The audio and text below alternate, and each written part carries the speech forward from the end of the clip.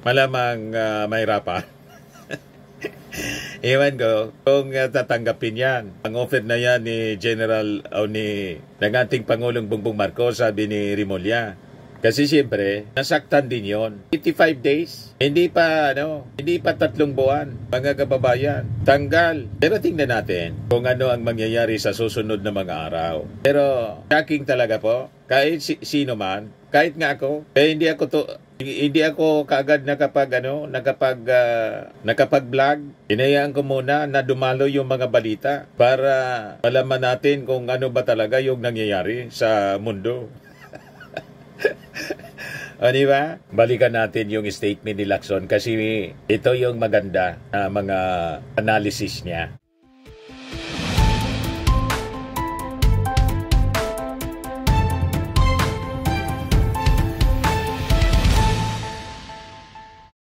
Hello po mga kababayan, si Dante Maravillas, Bicolano vlogger, broadcast journalist from Albay. Ang daming nasyak ngayon. Sa biglang pagsibak mga kababayan kay General Nicolas Torre, pati yung Congress na siyak. Yan o. Anyari, House member siyak by Torre's removal as PNP chief. Sabi na actually itong mga nasyak po, yung mga nasa minority, karamihan sa kanila yung mga dilawan. Kasi yung ini-expect nila na sisibakin, hindi man po si General Torre. Tingin nila maganda yung performance ni General Torre. Kaya lang, tingin ko sumubra kasi. Pag sumubra talagang kailangan, wag lalampas. Diba? Ang inaasahan nilang sisibakin sana ng ating Pangulong Bongbong Marcos, yung DPWH Secretary, dahil sa pagsigawa ng mga anomalya, amounting to billions, sa mga flood control projects. Pero may tiwala pa yung ating Pangulong Bongbong Marcos kay Bunuan. Paano yan? Nauna pa si General Torre. Shock yung mga congressmen. Sabi ni Akbayan Party List Representative Percy Sindanya, yung sangkotan niya sa flood control, dapat ang sibakin pero si Chief PNP ang tinanggal. Anyari, Sindanya, a member of the minority, wrote sa X, tuliro din mga kababayan si mamamayang Liberal Party List Representative Laila De Lima. Also from the minority bloc, sabi ni De Lima, what's happening? They better have a good reason in doing that to a very popular, much appreciated in high-performing PNP chief. Sabi din niya sa kanyang post. In a joint statement, Makabayan Black, Solons, ACT Party List, Representative Antonio Tino and Kabataan Party List Representative Renico said that Torres' removal from his post after serving a mere 85 days was unmistakable evidence of escalating internal conflicts and systemic breakdown within the Marcos administration. Nang gatong. Ganon din si Pato de la Rosa at saka si Panilo. Ano pa man asahan natin dyan sa mga taong yan? Siyempre, manggagatong sila. Mga anti-Marcos forces Sabi nila, Torres open confrontation with the Department of Interior and Local Government, Secretary John B. Rimulya regarding unauthorized personnel changes exposes serious divisions within the administration's law enforcement machinery. We urge the Filipino people to look past these internal power struggles and concentrate on pressing concerns, sabi po ni Tino. Sa bagay, sa press con kanina mga kababayan, inamin yon ni DILG Secretary John Vic Rimulya. Mamaya ibigay ko sa inyo yung porsyon, si mahaba yung press con. Almost 1 hour mga kababayan para malaman natin kung ano nga ba. Pero yung mga reactions po ng ilang mga senador tulad po ni Senator Ping Lacson, maganda po na marinig natin, marinig po ninyo. Sa tingin mga kababayan ni Ping Lacson, si General Torre acted beyond his authority. Sumobra. Yan ang paningin mga kababayan ni Ping Lacson na dati din na PNP chief. Yan sabi niya. Bakit na-relieve si General Torre? Ayon kay Senador Lacson, dati ding PNP chief noong panahon ni ERAP, si Torre acted beyond his authority by unilaterally relieving his second in command, Police Lieutenant General Jose Melencio Nartatech Jr. Siya po na siyang pumalit kay General Torre. Na one false move, mga kababayan, si General Torre, madaling sabi. Yung kanyang one false move po, checkmate agad. O diba? Pero niya Mr. Maravillas, diba ang sabi ni Jumbik Rimulya, baka bigyan din ng posisyon, lalabas niya pampalubag loob. Diba? Ano? Marcos considering Torre for government post.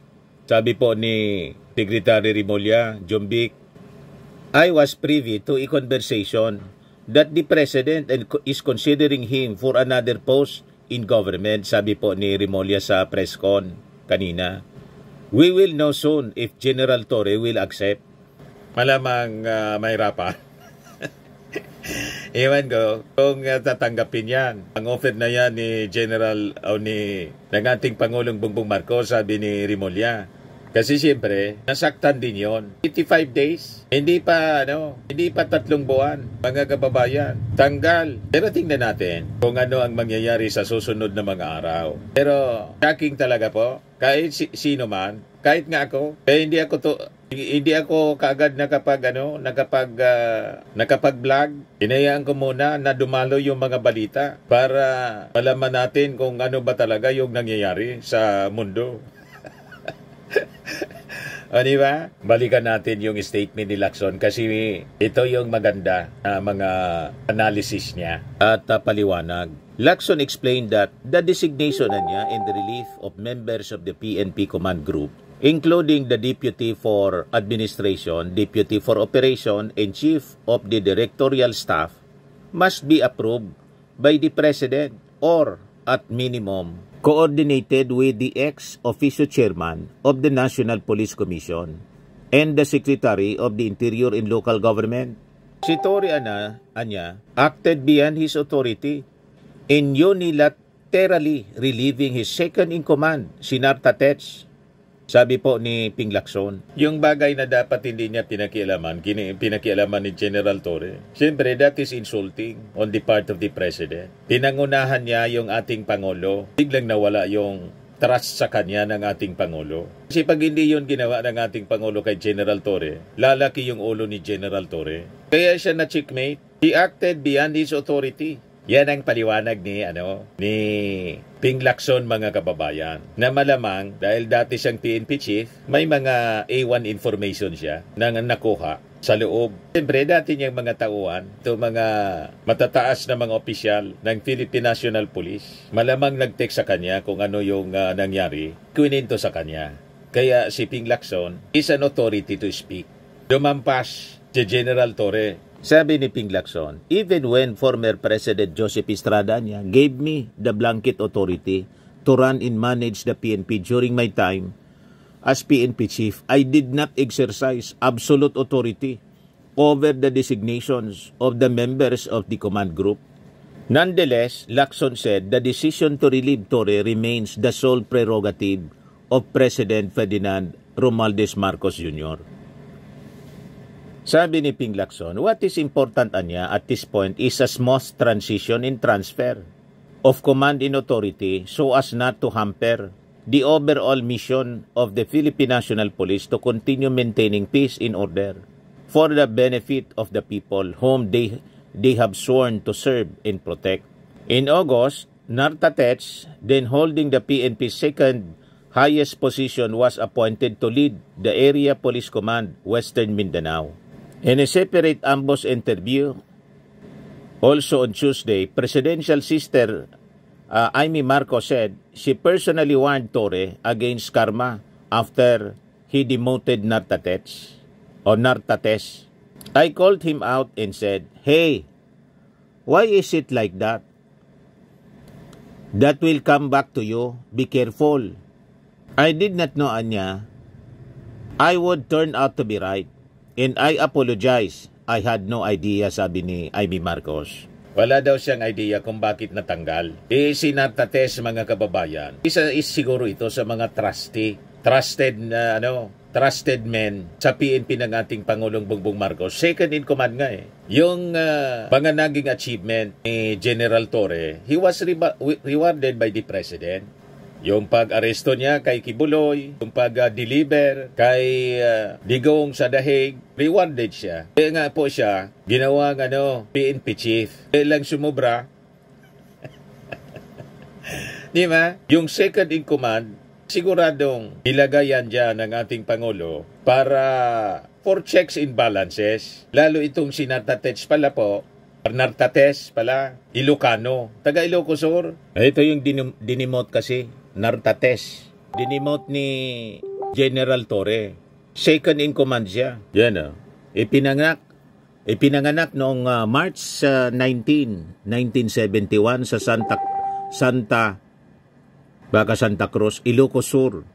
Si Police Lieutenant General Jose Melencio Corpus Nartates Jr. ay kinikilalang isa sa mga natatanging leader sa hanay ng Philippine National Police. Sa kanyang mahaba at kapuri-puring karera na puno ng dedikasyon, pamumuno at tapat na serbisyo, patuloy siyang nagsisilbing huwaran ng kahusayan sa pagpapatupad ng batas. Ang kanyang angkan na may ugnayan kay Gabriela Silang, kita mo, relative pala to ni Gabriela Silang, isang bayani, ay sumailalim sa malalim na tradisyon ng kagitingan, integridad at pagmamahal sa bayan ng mga Pilipino. Sa murang edad na 17, sinimulan ni Police Lieutenant General Nartates ang kanyang landas sa pampublikong serbisyo, isang akbang na lubos na humubog sa kanyang buhay.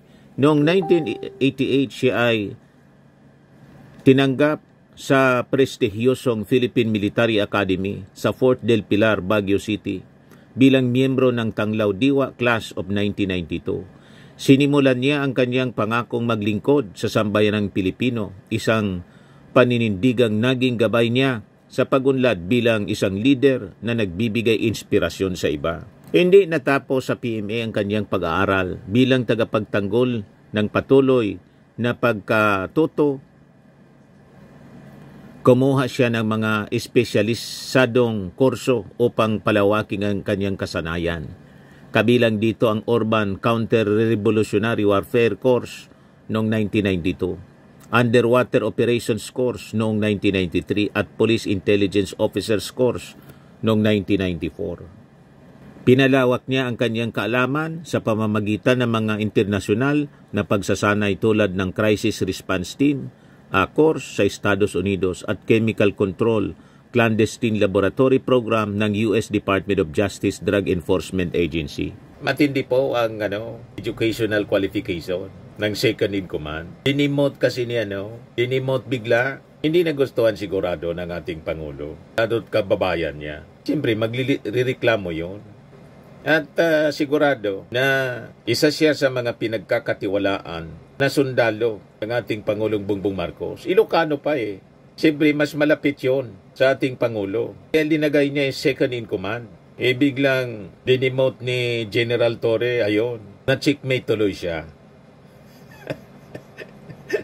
O diba? Ang dami mga medalya niya. Medalya ng kasanayan, medalya ng pambihirang paglilingkod, medalya ng katapatan sa paglilingkod. Ito yung statement ni General Nartates. The Philippine National Police is a dynamic organization. We are covered by orders, we are covered by policies. As a fine Filipino public servant na minsan ay isang sundalo, susunod lang tayo kung ano ang ibibigay na utos, especially this is a general order. I don't find any conflict or maaway. Basta we follow orders. Saan siya ilalagay in the meantime? Kung hindi man po mag-retire si Chief o si General Torre? Assign him. Nandyan sa office of the Chief PNP or nasa office of the Chief PNP or nasa Bihar. O ngayon, nag-react si General Bato o si Senador Bato, dating Chief PNP din. Siyempre, panggatong ang reaksyon niya. Ano pa manasaan mo dyan sa taong yan? Yan, sabi niya.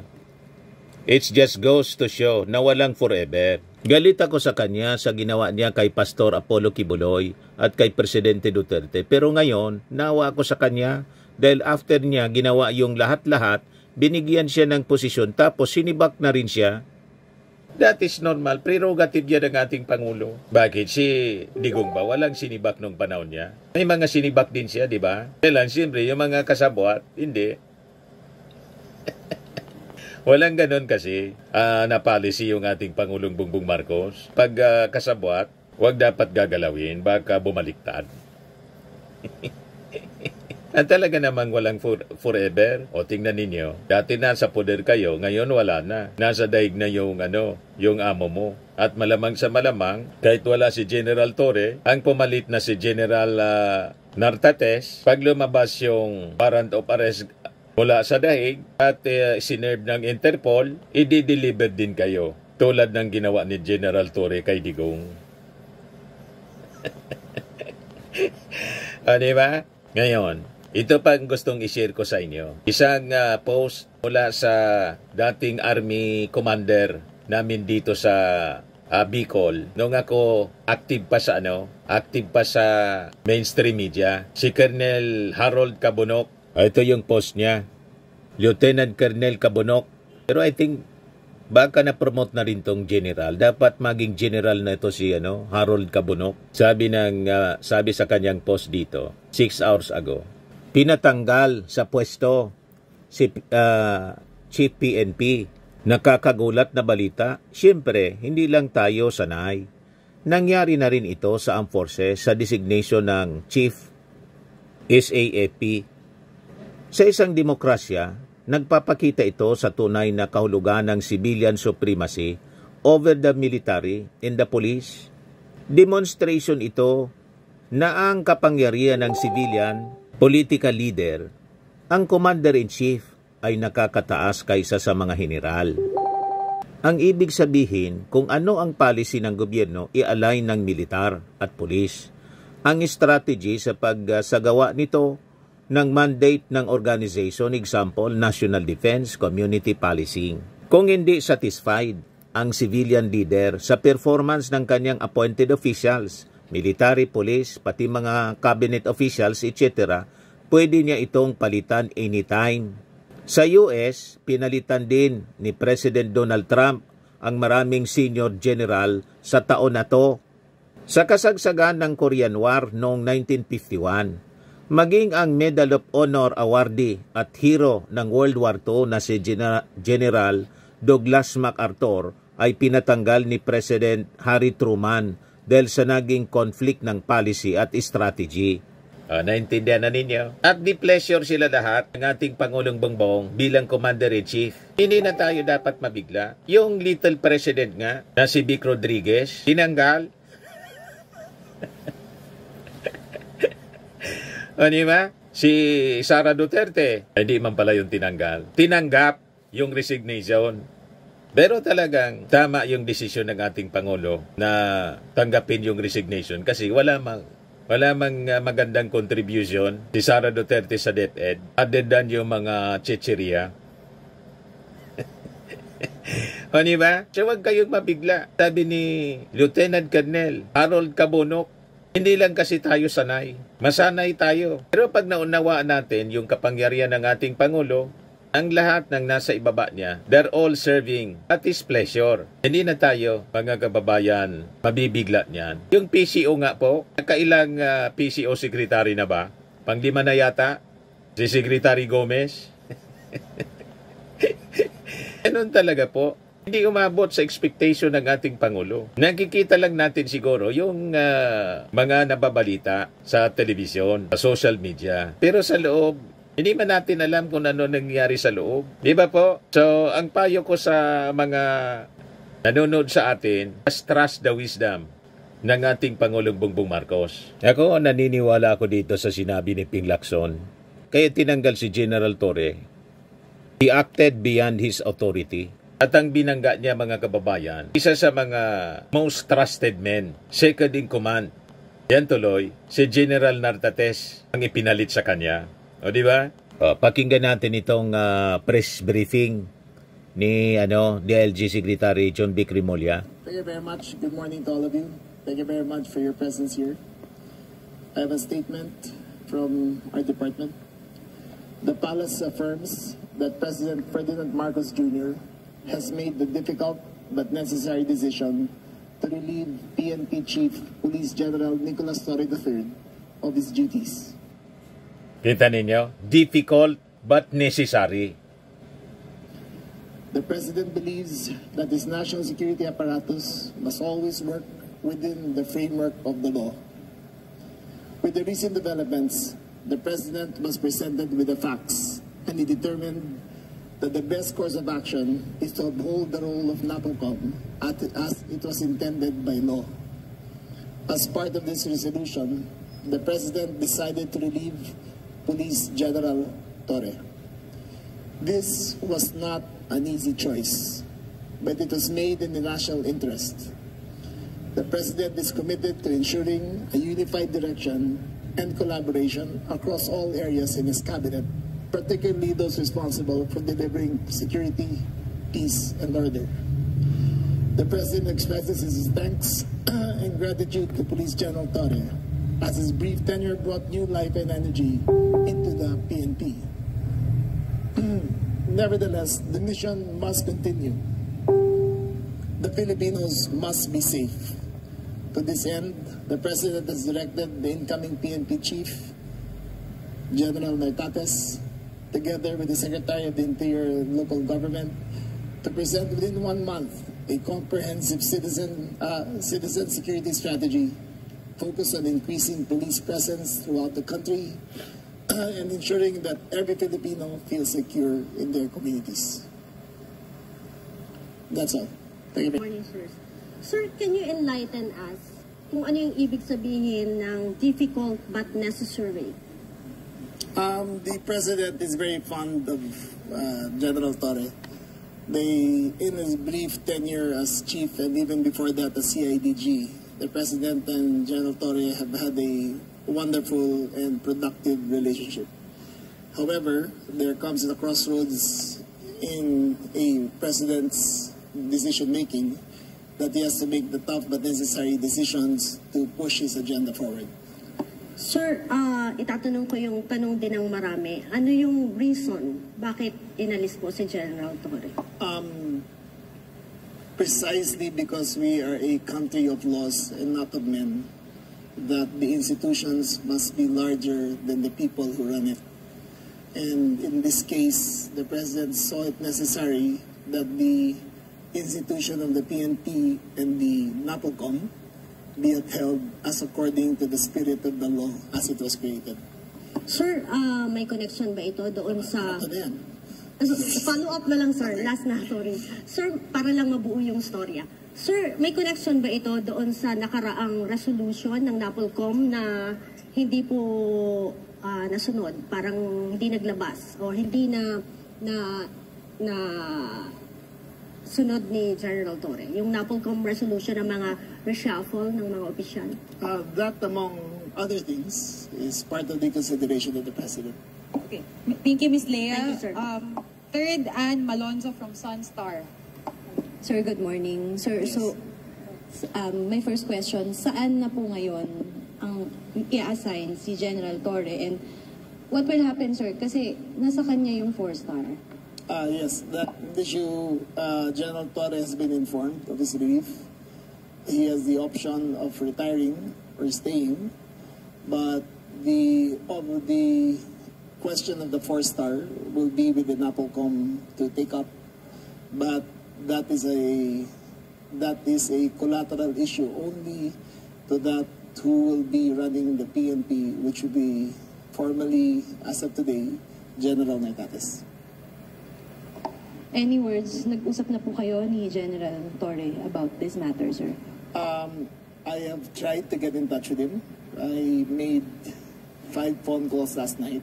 I think he was in a dinner, but he was duly informed, properly informed of the decision of the President. Okay. Ma'am, last, hindi kayo sinagot, sir? Hindi kayo sinagot ni General?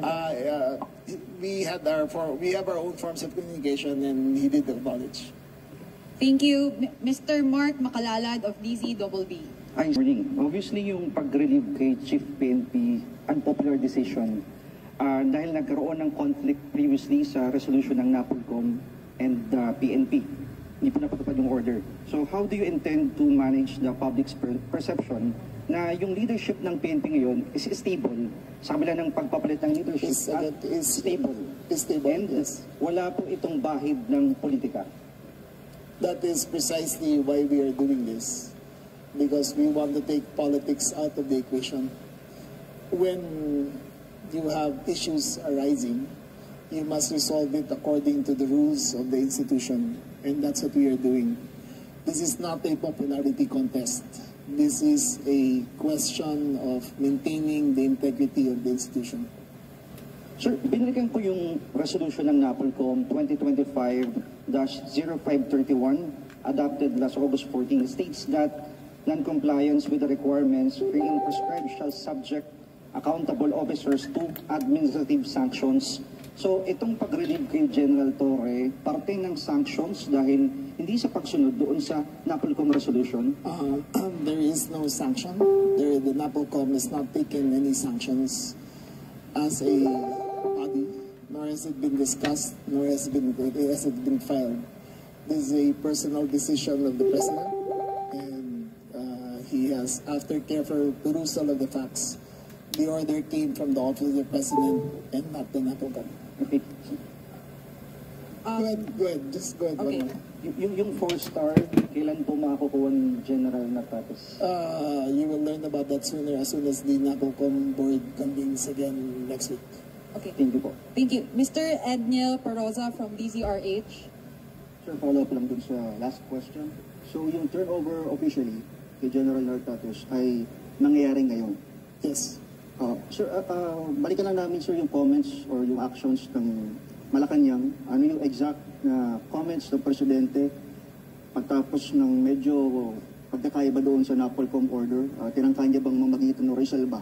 As I read nung binasa ko, he has to make sure that the national security apparatus is always in one direction. And in this case, there was the President felt that he had to straighten things out, and the decision was made to replace General Torre. Ano na lang sir yung marching order ng Presidente sa bagong PNP chief kay General Nartates?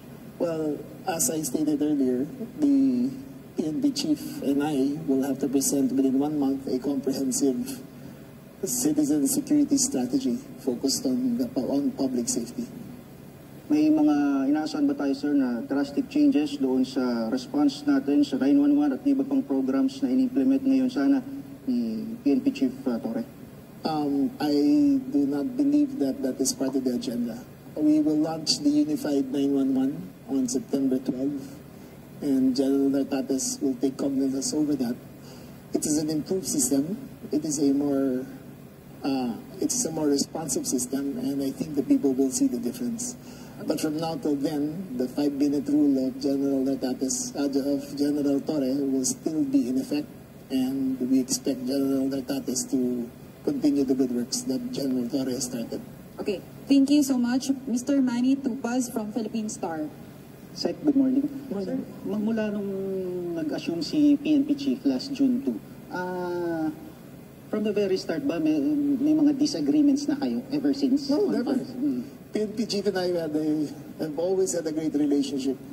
Remember, I only entered the SILG last October, and that's the first time I met him. And from then till now, our relationship has, I would care to say that it is stellar. We've never had disagreements, and save for the last few days about certain things. And until now, I still consider him not only as a colleague, but someone who I've gone to battle with and who I trusted big decisions of the President with. Secondly, Okay. aside dun sa, apart dun sa NAPOLCOM Reso, may nabanggit kayo among other things. Ano pa yung mga other issues kay Chief PNP na nagkaroon ng consideration bakit siya kailangan? That is between the national security apparatus and him, and that is an executive privilege we cannot divulge. Okay, thank you so much. Mr. Mon Galvez of TV5. Hi, Sec. Good morning. Sir, this is actually baka repetitive question na lang, pero just to clarify, you were mentioning a while ago that this is a country of laws and not of men. Ano po talaga yung pinakanilabag ni General Torre? Bakit po siya nasibak? He did not violate any laws. He has not been charged with any violations. He has not been charged criminally nor admissively. It is simply a choice of the President to take a new direction for the PNP. Medyo vague. Sec, medyo vague. What is more vague than he violated? Then he didn't violate any laws. He didn't violate any. He has not been charged with any administrative case. He has not been charged with any criminal case. But he is a presidential appointee who serves at the pleasure of the President, and the President has made a decision to go in another direction. So more on trust and confidence lang po ito? More on trust and confidence lang? The President reserves the right to see what is best fit for the PNP. Last na lang po sa akin. I don't think, di ko po alam kung tama yung research lang namin, but General Torre will be serving the shortest term in the history of the Philippine National Police. How does this affect the morale of the police force? Well, I think I am confident that the police force is very professional. I think that they observe their duties, and I think 99.9% of them will uphold their oath to maintain allegiance to the country and to the President. Okay, thank you so much. Mr. Vince Lopez of Manila Standard. Sir, good morning. Sir, for the duration na Chief PNP si General Torre, may mga na-relieve yung mga officers. What would be the magiging nung mga official na yun, sir? Ngayon, kung mababalik ba sila, reinstatement? That is a NAPOCOM issue.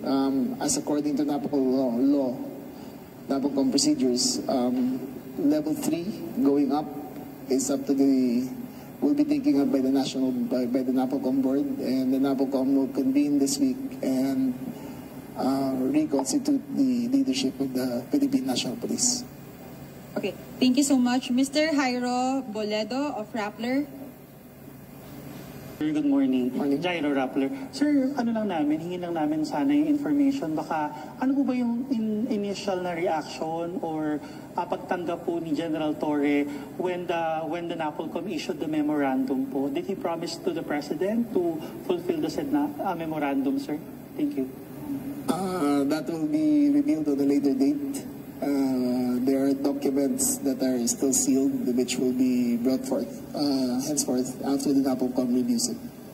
Last question for me, sir. In relation to Vince's question, the NAPOLCOM reversed a few assignments made by the President, made by PNP Chief Torre, including some of the appointments in CIDG and all that. So ano na po mangyayari doon sa order na yun ng NAPOLCOM?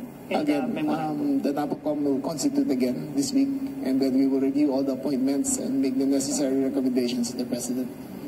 Okay, thank you so much. Before we continue... Ito na yung turnover, mga kababayan. Wala pa pala yung assumption of office. Presence upon this assumption of office, bestow wisdom, courage, and discernment upon our incoming Chief PNP, Lieutenant General Jose Melencio Corpus Nartatis Jr., that he may carry forward the mantle of leadership with honor and humility. May he be a beacon of justice, a model of integrity, and a servant to the Filipino people. Bless as well our presiding officer, our SING Secretary Juanito Victor Janvic C. Remulla Jr. Protect him from all harm and continue to bless his leadership as the Secretary of the ILG. We entrust this ceremony to you, Lord. Let it be a celebration of legacy, a moment of transition with purpose. All this we pray in your most mighty name. Amen. Pursuant to General Orders Number NSQ-GO-DES 2025-4309, National Headquarters, Philippine National Police, dated August 26, 2025, I hereby assume the position as Officer in Charge, Philippine National Police, effective August 26, 2025, and I sign in your presence.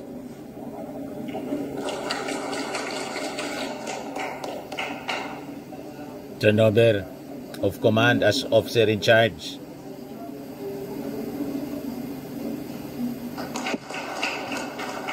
Then yung message niya. Please sit down. My fellow Filipinos, today marks a great opportunity, one that is rooted deep within the aspirations I have valued.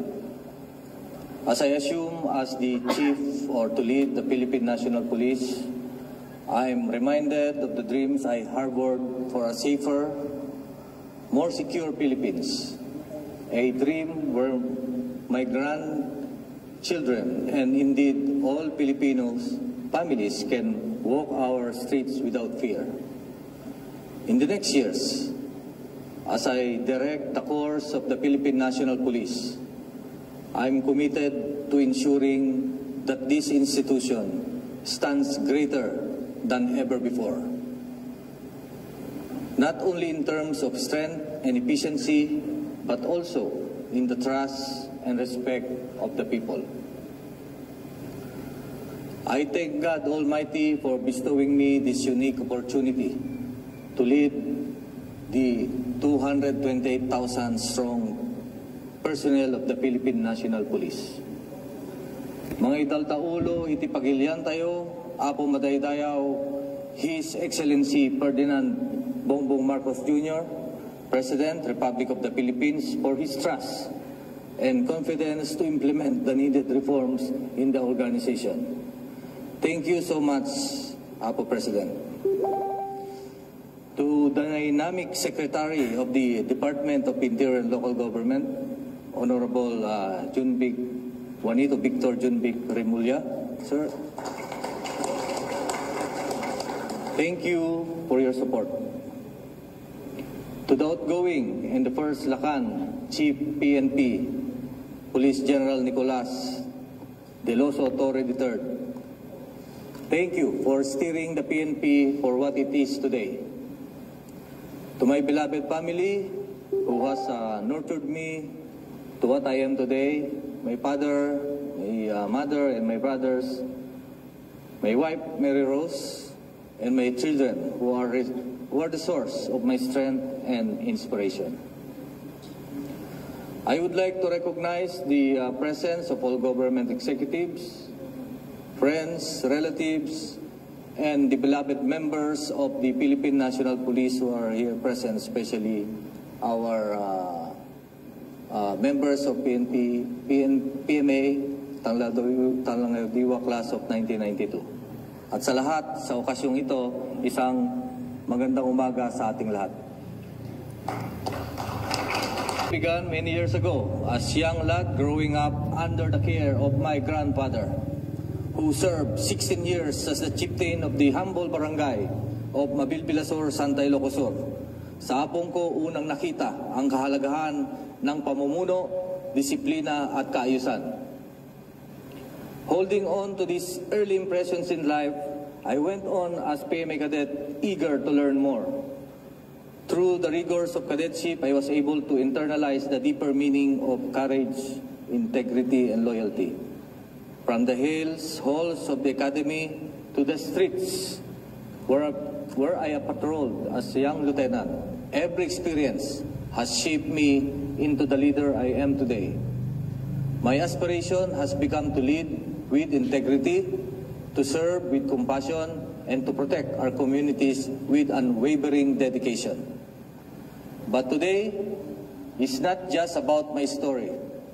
It is about the collective narrative of the Philippine National Police, an organization built on the pillars of service, honor, and justice.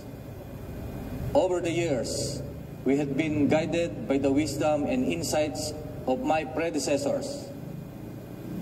It's like our former Chief PNP, General Acorda, palakpakan natin,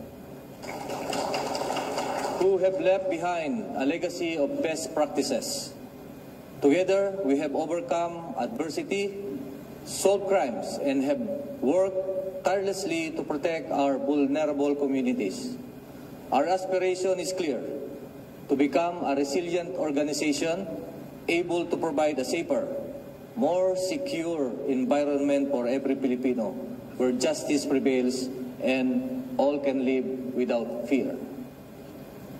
Kahalintulad ng sinabi ng ating mahal na Pangulo, na ang pangarap mo ay pangarap ko rin at pangarap nating lahat. Ito ay ang magkaroon ng isang bagong PNP para sa isang bagong Pilipinas. And in order to realize this dream, we shall march together and traverse this path by carrying out the needed programs that will ultimately, or that will continuously transform our organization.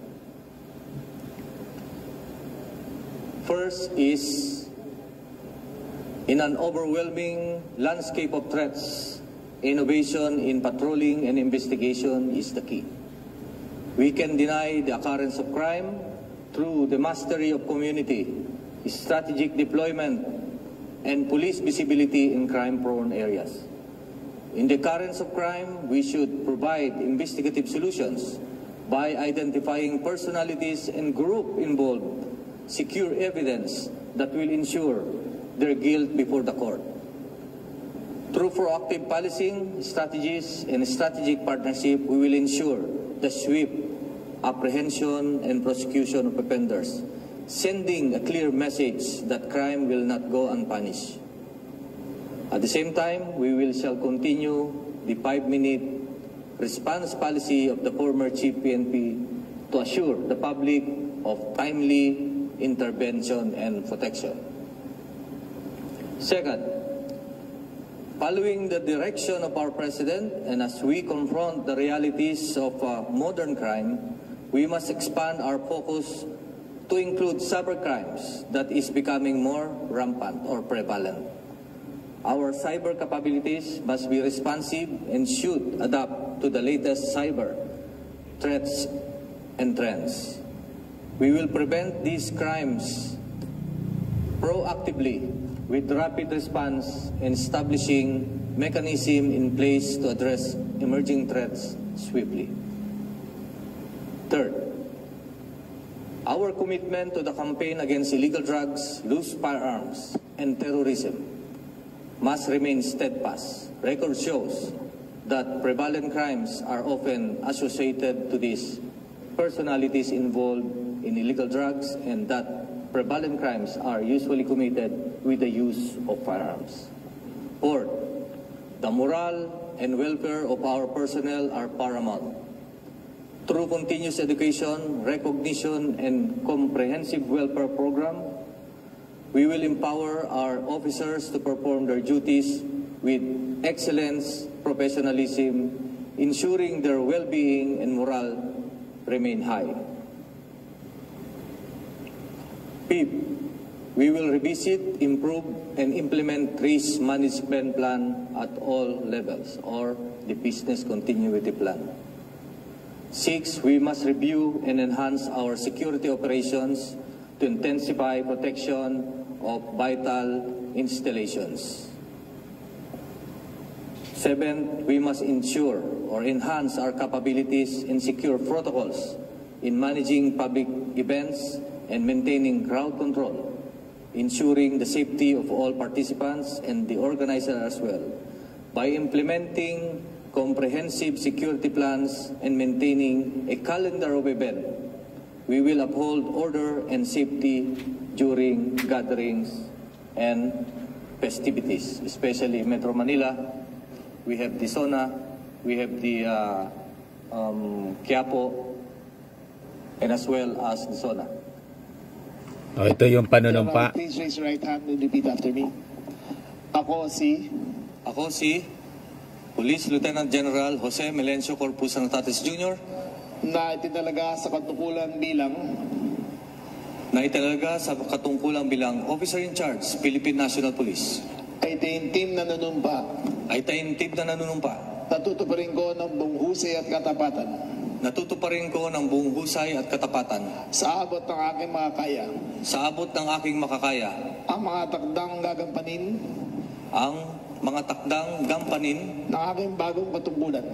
Ng aking bagong katungkulan. Kalin sabay nito'y Nangangako ako sa ngalan ng Republika ng Pilipinas na aking itataguyod at ipagtatanggol ang saligang batas at tunay na mananalig at tatalima ako rito na susundin ko ang mga alituntunin mga kautosang legal at mga dekretong pinairal na mga sadyang itinakdang may kapangyarihan sa ilalim ng Republika ng Pilipinas. At kusa kong babalikatin ito ang mga pananagutang ito na walang anumang pasubali o hangaring umiwas. Kaya nawa ako ng Diyos. Pinabati kita.